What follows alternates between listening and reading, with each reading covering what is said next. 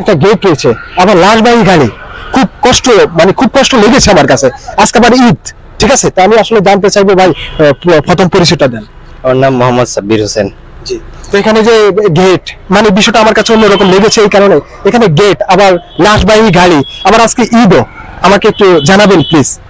আসলে ঈদ তো সবার জন্য আনন্দ বয়ে আনে, তো আমাদের জন্য হয়তো এবার আনন্দ বয়ে আনে নাই। আমার বোনের বিয়ের কথা ছিল, তো হঠাৎ করে আমার 14 দিন আগে আমার কাকির ডেলিভারি একটা বাচ্চা হয়েছিল।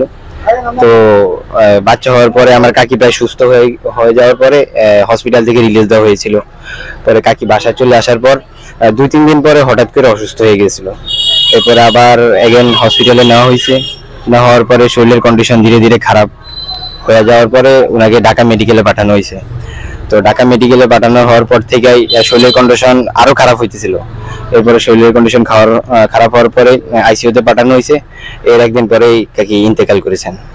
তার 14 দিনের একটা বাচ্চাকে রেখে, ছোট বাচ্চা, আর একটা বাচ্চা ছিল 7 বছরের বাচ্চা, আর 14 দিনের একটা বাচ্চা রেখে আমার কাকি ইন্তেকাল করেছেন। অর্থাৎ যে বাচ্চাটি হয়েছে এটা কি এখন সুস্থ আছে? বাচ্চা সুস্থ আছে, কিন্তু বাচ্চার মা মারা গেছে।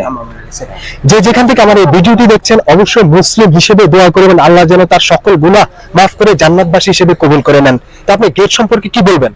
যে সম্পর্কে এটা একটা আনন্দের ব্যাপার ছিল। এখন যেহেতু আমাদের পরিবারের একটা মেম্বারের এমন একটা খুবই মর্মান্তিক ঘটনা, তো এখন আর বলার কিছু নাই। ওনার একটা জিনিস আছে, হ্যাঁ, সবাই দোয়া করবেন এটাই। আর একটা জিনিস হলো কি, আল্লাহ যা কিছুই করে আমাদের জন্য, এটা আমাদের মঙ্গলের জন্যই করেন। তাহলে এরকম একটা আনন্দ সময় আছে, কিন্তু জি, ঈদ কিনা, ঈদের কারণে আমি চলে যাওয়ার পথে হঠাৎ আমি দেখি, খুব খারাপ লেগেছে আমার কাছে। তো অবশ্যই আলহামদুলিল্লাহ বলেন, আলহামদুলিল্লাহ। আলহামদুলিল্লাহ, আল্লাহ যা কিছুই করেন আমাদের ভালোর জন্য করেন, আলহামদুলিল্লাহ। তা অবশ্যই আপনারা মুসলিম হিসেবে এই ভিডিওটি শেয়ার করার অনুরোধ রইল। ওকে।